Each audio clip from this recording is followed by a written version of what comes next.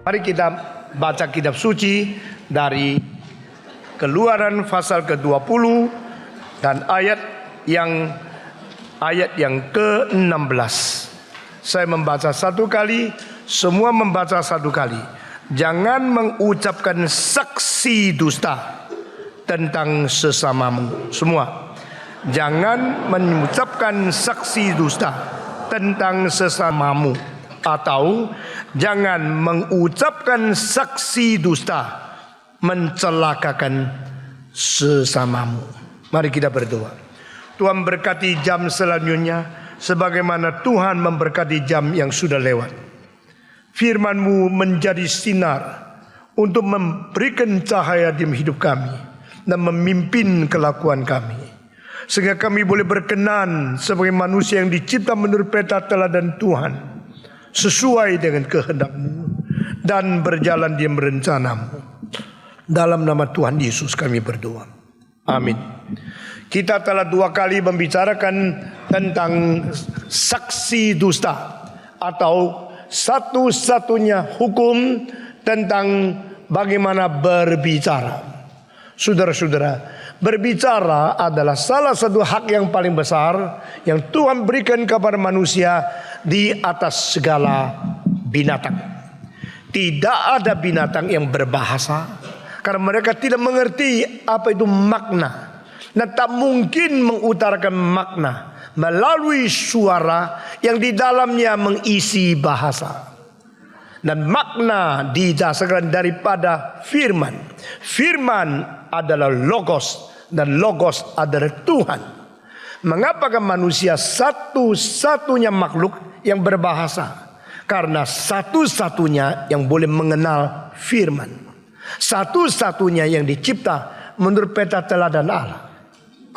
Daripada semua penemuan barang-barang arkeologi, khususnya fosil daripada binatang-binatang yang dikatakan oleh orang evolusi adalah nenek moyang manusia, tidak pernah menemukan ada tempat untuk tali suara.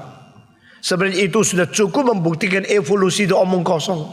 Itu hanya semacam taksiran, semacam hipotese, semacam imajinasi manusia demi sesuatu dasar di dalam batin mereka yang tidak mau percaya Allah menciptakan manusia. Kalau tidak percaya Allah menciptakan manusia, lalu manusia dari mana? Mereka coba menemukan persamaan atau keadaan yang mirip-mirip daripada binatang untuk membuat sesuatu relasi yang mengatakan dari makhluk yang rendah berevolusi menjadi makhluk yang tinggi. Tetapi saudara-saudara, menemukan sesuatu kebersamaan untuk menjadi sesuatu relasi hubungan, apalagi hubungan berdarah dan hubungan hereditas, ini satu keberanian yang terlalu besar. Manusia yang pintar adalah manusia yang menemukan perbedaan. Manusia yang bodoh adalah manusia yang menemukan persamaan. Karena ada sama-sama, lah engkau ini mengatakan ini mirip hidung saya, pasti keponaan. Ini tinggi sama saya, ini pasti ini sepupu saya. Ini lucu sekali. For those who knows the difference, itu adalah qualitative difference. Membedakan satu dengan lain, dengan menemukan bedanya. Karena beda sedikit, maka ini adalah satu rahasia yang besar. Mengerti perbedaan itu orang pintar. Saudara-saudara, orang dari pedalaman yang belum ada kebudayaan bawa ke Jakarta, wah dia lihat semua mobil sama. Tapi orang yang betul-betul mempelajari mobil, dia mengetahui apakah yang berada di mobil BMW lain dengan mobil yang disebut bajai. Apakah transmisinya, apakah dia punya shock breakernya, itu karena penemuan apa membuat mereka berbeda. Apalagi kalau mengatakan sama-sama ada lampu, maka kapal terbang sama mobil sama, itu lebih goblok lagi. Saudara-saudara, menemukan perbedaan kualitas dengan keadaan kuantitas saja itu sudah tidak gampang. apalagi mempersamakan kualitatif yang berbeda diikat hanya karena similaritas. Itu bodoh sekali. Saudara-saudara, tadi saya katakan semua fosil mengenai penemuan yang disebut sebagai peninggalan daripada tulang-tulang orang kuno yang menjadi penyambungan link between animal and man, itu semua tidak ada tempat untuk tali suara.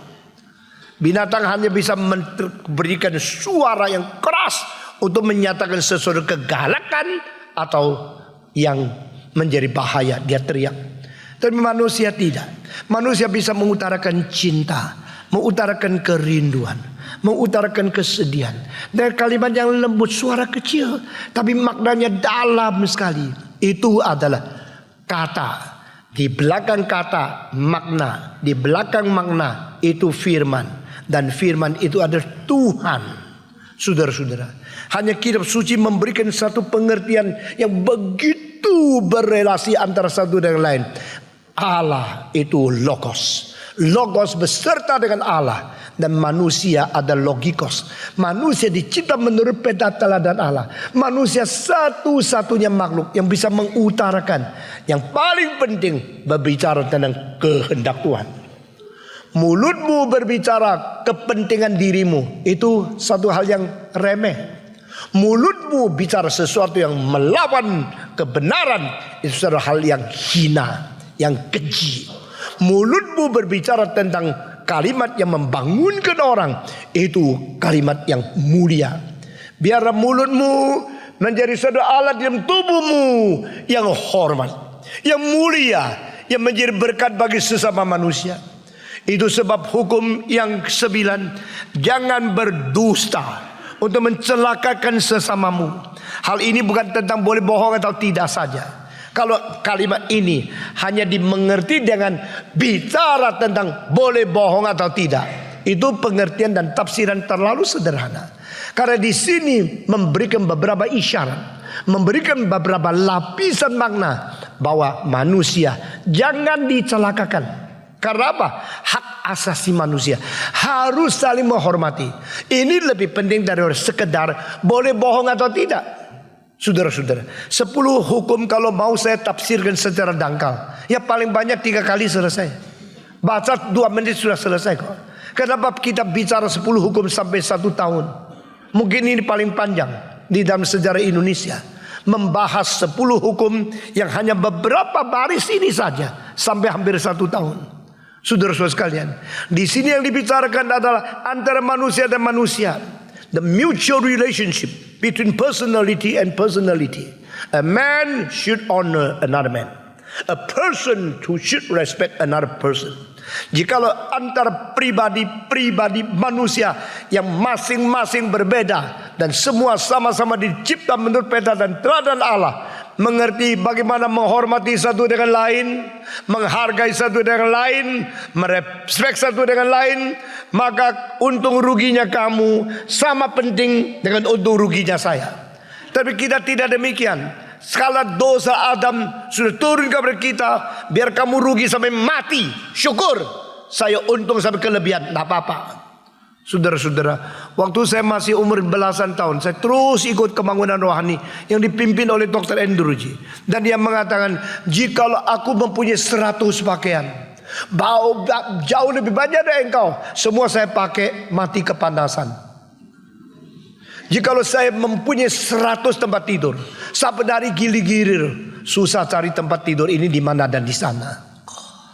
Jikalau aku mempunyai makanan banyak dan semua saya makan sendiri, mati kekenyangan. Saudara-saudara, apakah kelebihan itu menjadi satu kebanggaan? Banyak kelebihan yang tidak wajar itu menjadi tanda dosamu. Banyak kelebihan yang kau dapat melalui cara tidak benar, itu menjadi satu tuduhan bagi jiwamu. Saudara-saudara, maka keuntungan orang lain sama penting dengan keuntungan saya.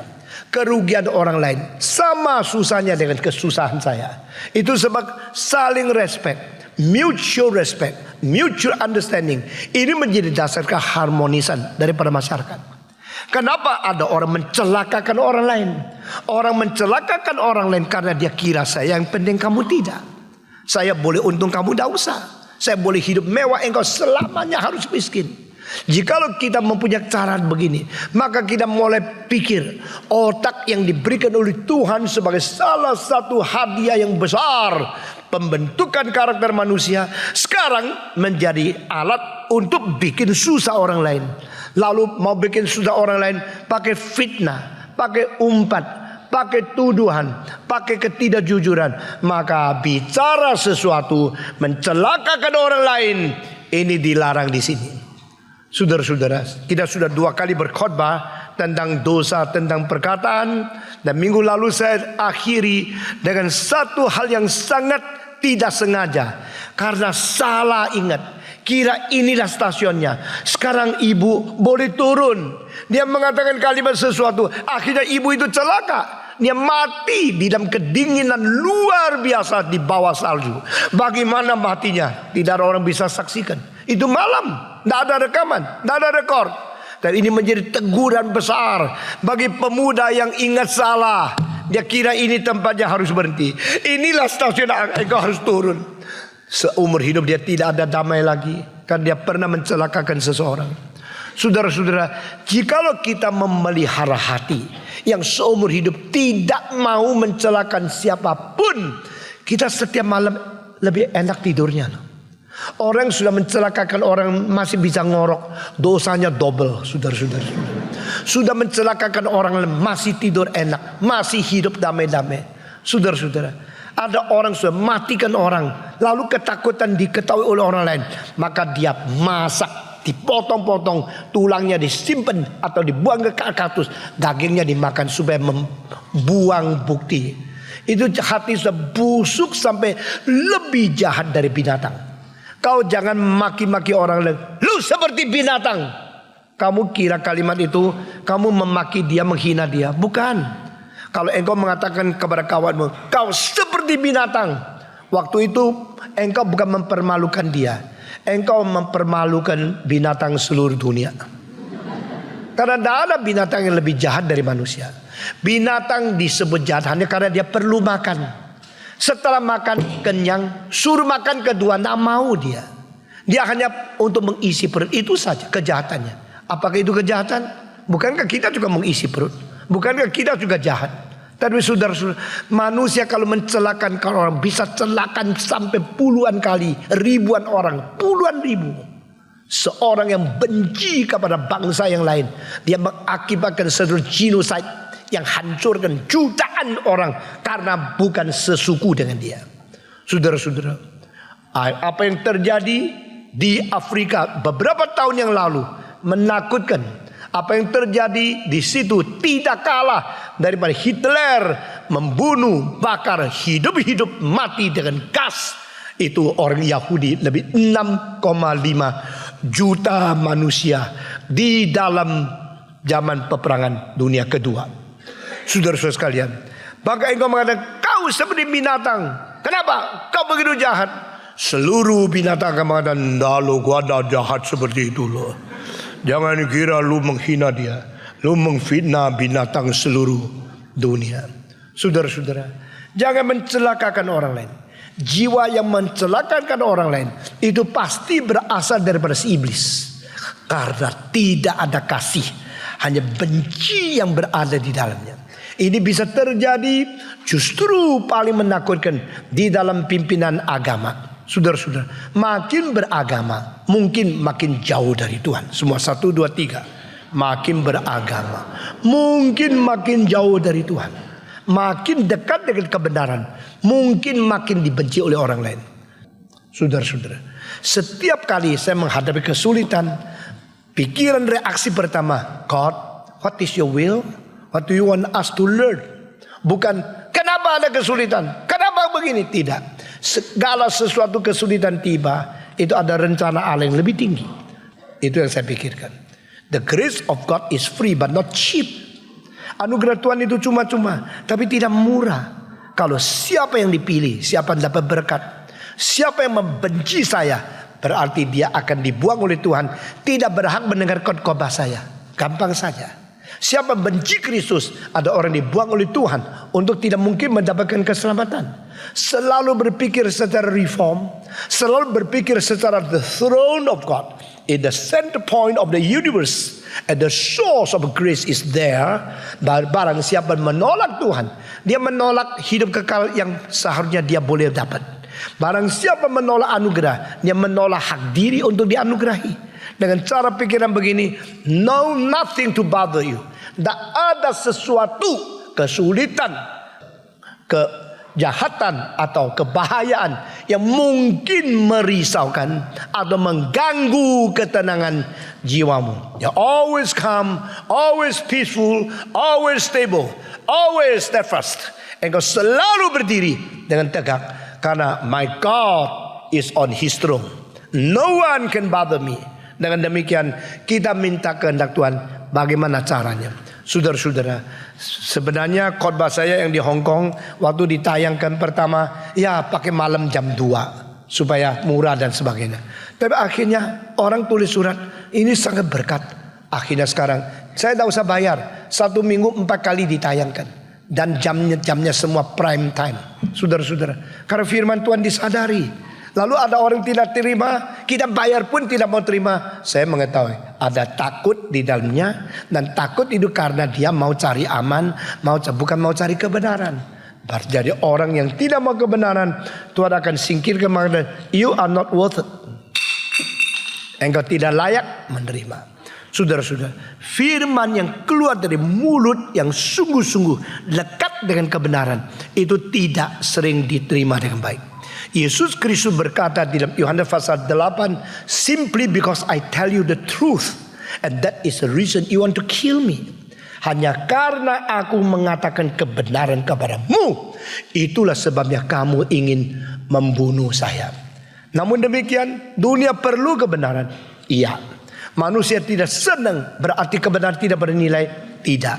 Meskipun banyak orang tolak, kebenaran harus dikabarkan. Iya. Nah, ini adalah apa yang kita mengerti dari prinsip teologi reform, di mana Allah berdaulat dan firman harus dikabarkan seluruh dunia sampai Kristus datang kembali.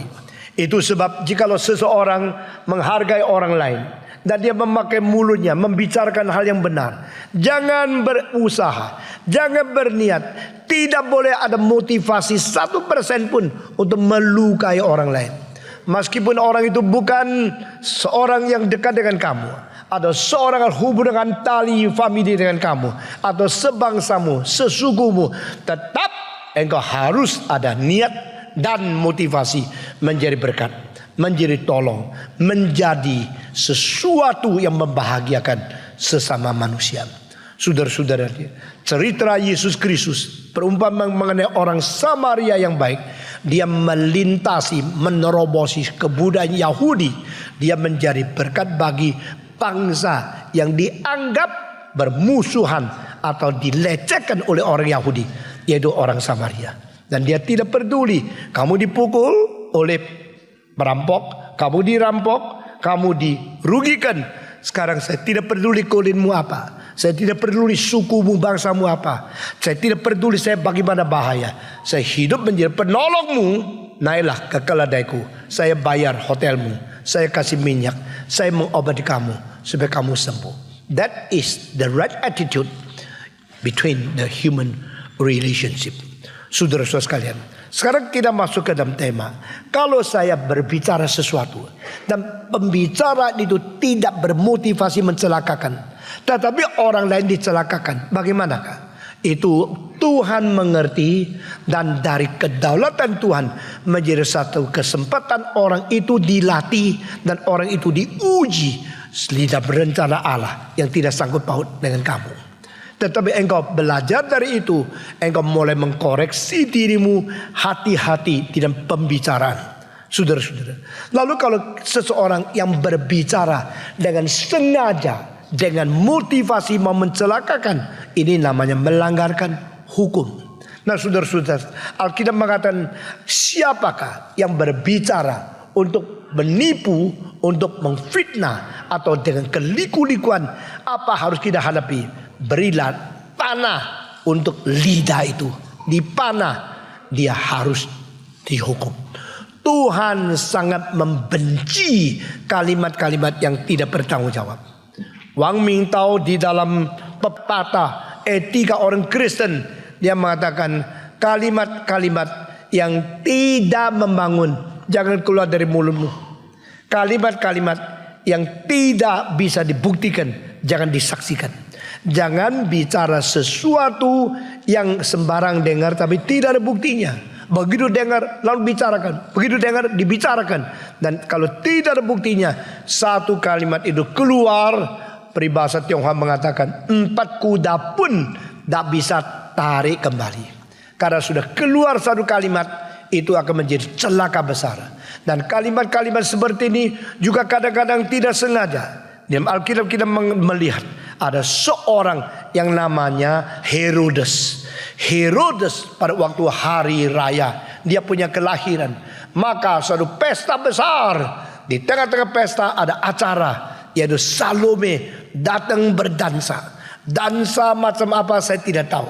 Alkitab sudah tidak tulis. Lalu dibayang-bayangkan oleh Richard Strauss yang membuat satu opera namanya Salome. Wah, dia buka baju, makin buka, pelan-pelan hampir telanjang.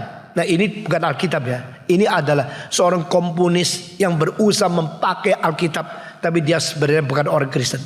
Saudara-saudara, lalu dia bikin cerita itu setelah begitu senang menonton perempuan, anak yang bukan anak sendiri, anak daripada istri yang rampas dari orang lain, yaitu istri daripada kakaknya. Saudara-saudara, maka Herodes terlalu senang. Hai Salome, aku begitu mengasihi engkau. Engkau anak perempuan yang tersayang. Sekarang minta daripadaku. Apa saja yang kau minta. Kalau engkau minta sesuatu, meskipun harus saya memberikan separuh negara untuk kamu satu orang, aku akan memberikan. Saudara-saudara, bolehkah hadiah lebih besar dari itu? Kalau negara itu separuh diberikan kepada orang lain, berarti raja sisa separuh. Kalau sisa separuh 50-50, tidak bisa memegang saham 51. Ngerti? Saudara-saudara, sekarang orang kalau jual saham jual sampai 49, dia berhenti jual. Karena apa? 51% di mayoritas. Betul nggak? Tetapi dia mengatakan, saya kalau perlu engkau minta apa saja, saya kasih separuh kerajaan kepadamu. Tidak ada korban, cinta kasih atau hadiah lebih besar dari itu. Tapi heran sekali. Lalu oke, saya pikir saya minta apa? Salome masuk. Ma, saya mau minta apa ya? Minta berlian 50 karat atau minta apa? Coba ma, kasih tahu saya. Mama itu paling benci siapa? Paling benci seorang hamba Tuhan. Karena hamba Tuhan itu tidak menyetujui pernikahan mereka. Saudara-saudara, hamba Tuhan yang suka campur urusan orang lain bahaya loh. Maka banyak hamba Tuhan cuma memberkati amin, amin, amin, amin, amin, amin. Yang lain tidak peduli. Maka hamba Tuhan yang suka campur tangan, ini peristiwa apa?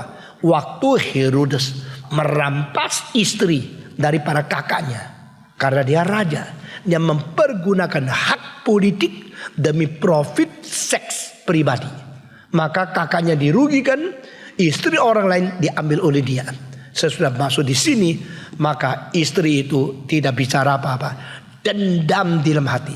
Saudara, dunia selalu diputar balik oleh perempuan yang benci loh. Hati-hati. Kalau seorang perempuan sudah benci seorang, dia akan tunggu waktu. Kapan waktunya saya dendam? Biasanya kelihatan alim. Iya, dia sabar. Hatinya benci luar biasa.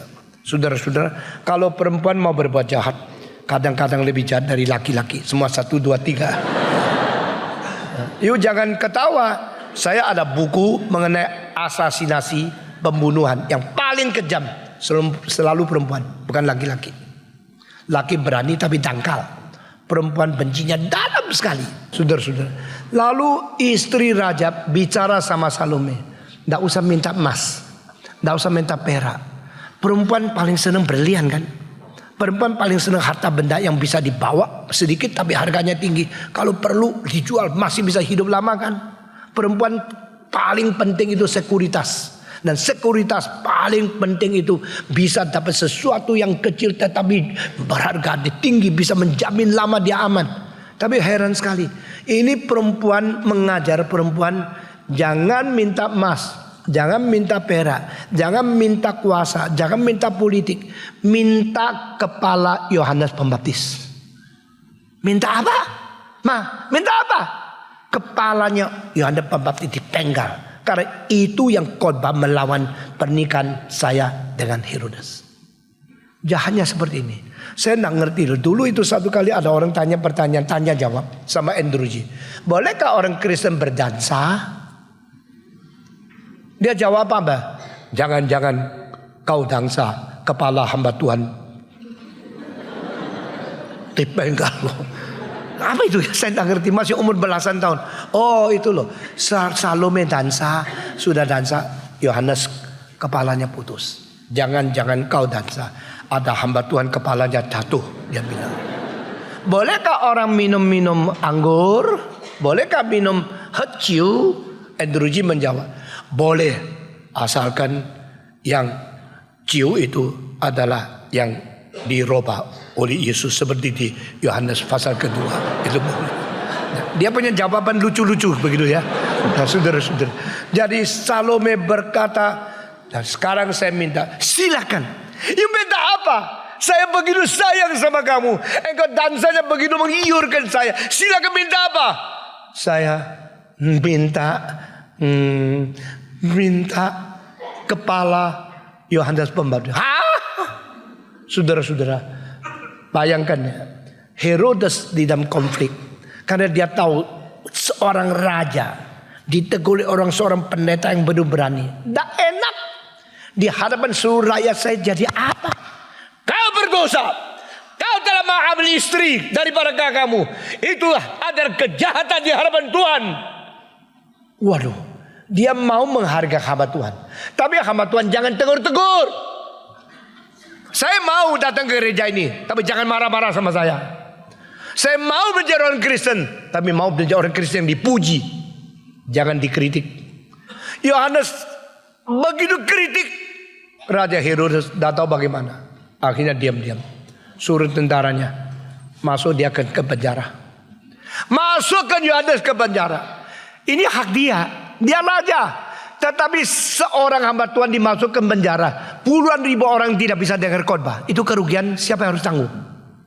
Ngerti maksud saya? Dia coba pikir kayak kok saya punya kulit muka, dipermalukan. Ya saya masukkan ke penjara, saya tahan kamu.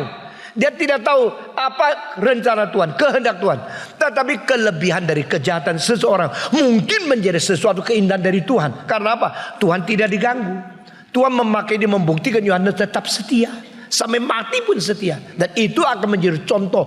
Terus berkata-kata di hati hamba Tuhan untuk beribu-ribu tahun.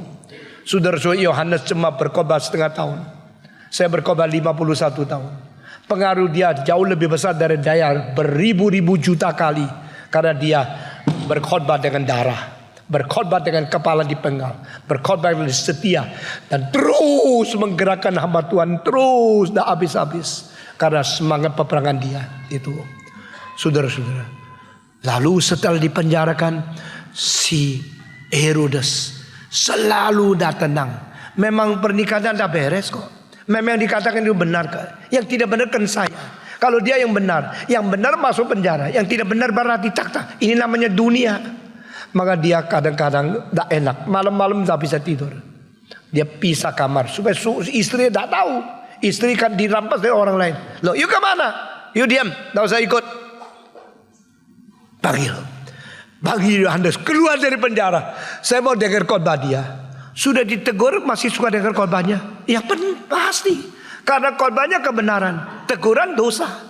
Dosa saya memang ada, tapi kebenaran dari Tuhan juga ada. Di tengah-tengah ini saya mau hidup terus berdosa, tapi saya juga mau terus dengar firman Tuhan. Itulah konflik dari dunia ini. Yohanes keluar. Yohanes berkata, engkau tidak benar. Tetap Yohanes, bisa gak ampuni saya? Umumin kepada seluruh dunia bahwa Tuhan telah menebus dosaku, dan sekarang tidak apa lagi. Tidak. Enggak ya? Enggak. Pikir lagi 2 hari. Enggak usah 2 hari. Sampai selamanya begitu. Oke, masuk penjara lagi. Sudah masuk penjara, dia pikir Yohanes akan bertobat. Yohanes mau dia bertobat, dia mau Yohanes bertobat. Inilah dunia. Jadi bagaimana? Akhirnya tidak tahu apa. Mau dilepas, khotbah lagi di luar, cilaka gua. Mau ditahan, hati nurani tidak enak. Mau dengar khotbah, khotbahnya terus jelek. Jadi bagaimana? Akhirnya Herodes tidak tahu bagaimana menghadapi seorang hamba Tuhan ini. Ini loh, lain sama pendeta yang lain. Ini terus membongkar kesalahan saya. Bagaimana? Akhirnya solusinya datang. Tuhan mengatakan, "Yuk, tidak dengar khotbah dia. Oke, saya mengizinkan dia mati bawah tanganmu.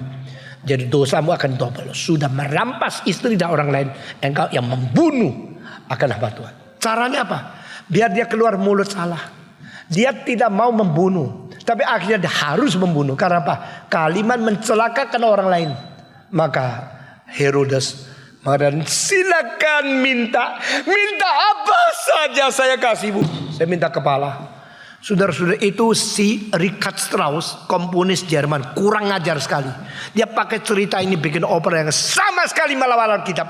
Dia mengatakan apa? Karena Salome terus cinta di dalam hatinya, mau Yohanes menikah sama dia, rayu-rayu, peluk-peluk dia. Yohanes bilang, "No, saya hamba Tuhan, saya tidak mau nikah, tapi aku cinta kamu, aku cinta kamu." Tidak. Wah, ini si Salome cium-cium Yohanes. Yohanes tolak dia, masuk ke dalam penjara, memeluk dia, merayu dia, menyodorkan sesuatu seks untuk mendapatkan dia. Yohanes tetap tidak mau. Akhirnya Richard Strauss di dalam opera itu mengatakan, kalau begini ya harus mati. Setelah dia mati, dia baru tahu, saya punya kuasa lebih. Lu kenapa berani lawan sama saya? Saya berhak pakai kesempatan minta si Herodes bunuh dia. Sudah bunuh dia, kepalanya di atas piring. Sudah tidak bisa lawan kan? Maka Salome cium kepala yang sudah mati itu. Cium terus, "Lu tidak bisa apa sama saya cinta engkau, saya mendapatkan engkau. Aku mendapatkan engkau setelah engkau mati." Nah, ini cerita yang lain sekali sama Alkitab. Tapi saya berkata kepada saudara, kita kembali kepada Alkitab. Musik-musik yang tidak beres, saya mengatakan itu saya tidak akan nonton lagi, tidak akan, sampai saya tahu musik-musik dari orang terhadap Richard Strauss. Ada yang saya mengatakan, ya Yaling, you udah usah kondak, lagu ini tidak bisa, karena itu jiwanya melawan Alkitab. Nah, saudara-saudara, kalimat keluar dari mulut akhirnya mencelakakan orang lain. Engkau tidak bisa tarik kembali. Itu sebab hati-hati berbicara, hati-hati memberikan satu janji, hati-hati berkata-kata sesuatu. Karena kalimat-kalimat yang keluar dari pikiran kita atau mulut kita kadang-kadang menjadi ikatan kita seumur hidup, yang engkau akan nyesal dan habis-habis dan akan menjadi kecelakaan bagi orang lain.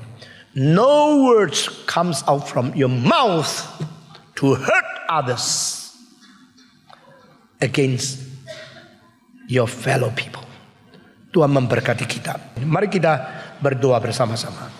Bapa Tuhan, Bapa kami di dalam surga, Tuhan kami sekali lagi datang kepadamu.